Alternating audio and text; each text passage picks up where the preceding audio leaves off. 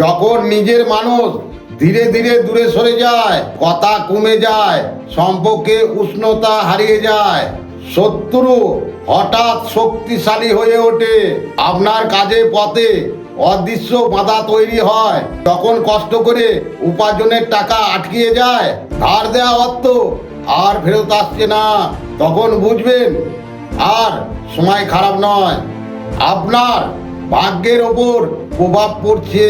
তন্ত্রের শাস্ত্রে এমন কিছু প্রাচীন সাধনা ও ক্রিয়া যার মাধ্যমে জীবনে বন্ধ দরজা খুলে যাবে, শত্রুর শক্তি দুর্বল হয়ে যাবে। আপনি যদি সত্যিই পরিবর্তন চান, যদি আপনার জীবনে আবার সুখ ও শান্তি ফেরাতে চান, তাহলে দেরি করবেন না, এখনই আমার নাম্বারে যোগাযোগ করুন।